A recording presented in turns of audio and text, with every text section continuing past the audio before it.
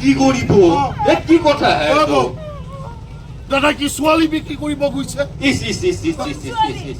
সাবিত্ৰী সাবিত্ৰী ছোৱালী নহয় তেনেহ'লে কোন মোৰ হাজনী ও শাহৰ নাম সাবিত্ৰী শাহৰ নাম বোলে সাবিত্ৰী হ'ব মই ভাবি আছিলো আপোনাৰ ভণ্টিজনীৰ নাম সাবিত্ৰী তাইৰ নাম হাঁহিমতী হে প্ৰভু শাহৰ নাম হ'ল সাবিত্ৰী মানুহৰ নাম হ'ল হাঁহিমতী মোৰ ভনীয়া হ'ব দিয়ক তাই যদি নাই মই যাওঁৱে দিয়ক তাইৰ নাই মানে তই কি ক'লি নহয় মানে হাঁহজনী নাই বজাৰত নিছে মই মানে কিবা কওঁতে কিবা বুলি ভাবিছে আপুনি মই গৈ থাকোঁ দিয়ক চাহ খাই যাবি তাই ভিতৰত কাম কৰি আছে হ'লে চাহ আনি দিব খাই যাবি তাই মানে মই ভণ্টিজনীৰ কথা কৈছো আছে নেকি কাম কৰি আছে নহয় আচ্ছা হ'ব হাঁহজনী যদি ইমান মৰমৰে আছিল আপুনিনো বিক্ৰী কৰিব দিলে কিয় তাই আমাৰ ঘৰৰ সদস্যৰ দৰে আছিল গম পাইছোঁ সদস্যৰ দৰে আছিল তেতিয়াহ'লে কিয় বিক্ৰী কৰিব দিলে সেই বানপানীৰ কাৰণে যোৱা বছৰ বানপানী আহি মোৰ ঘৰৰ সকলোকে উটুৱাই লৈ গ'ল মোৰ ৰচকী ৰঙিলী চব লৈ গ'ল আনকি মোৰ টাইগাৰকো বচাব নোৱাৰিলে টাইগাৰ আপোনালোকে বাঘো পুহিছিল বাঘ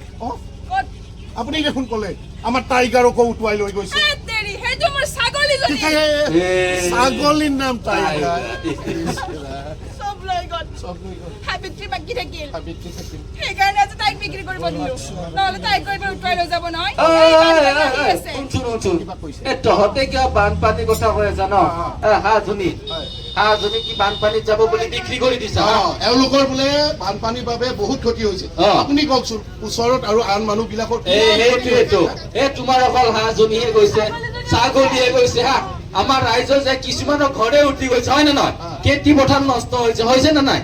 মানুহো উঠি গৈছে হয় নে নাই গৰু ছাগলী উঠি গৈছে হয় নে নহয় হা এইটোহে কথা হা বানপানী যে আমাৰ হয় সেই বানপানীৰ বিৰুদ্ধে আমি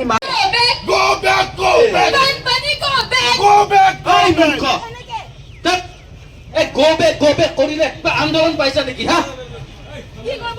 বানপানী তেনেকে যায় নেকি ৰাইজ কওকচোন আপোনালোকে হা বানপানী হ'ল প্ৰাকৃতিক দুৰ্যোগ এইটো হ'বই ই গুচি নাযায় হয় নে নাই কিন্তু বানপানী হোৱাৰ পিছতো যেনেকে ক্ষতি সাধন কৰে সেই ক্ষতিটো কিমান কম পৰিমাণৰ হ'ব পাৰে সেইটোহে আমি চাব লাগে হয় নে নাই তেতিয়াহ'লে আপুনি কওকচোন বানপানী অহাৰ আগতে আমি কি কৰিব লাগে সেইটোৱে কথা বানপানী অহাৰ আগতে আমি সজাগ হ'ব লাগে আমি গাঁৱৰ যিখিনি ঠাইত বানপানী হয় তাৰ উপৰিও আমাৰ কিছুমান কি থাকে ওখ ঠাই থাকে ন ওখ ঠাই এটা আমি নিৰ্বাচন কৰি ল'ব লাগে নিৰ্বাচন কৰি লৈ হা আমি কি কৰিব লাগে কিছুমান প্ৰাথমিক চিকিৎসাৰ মলম হা ঔষধ এইবোৰ আমি পেকেট কৰি থব লাগে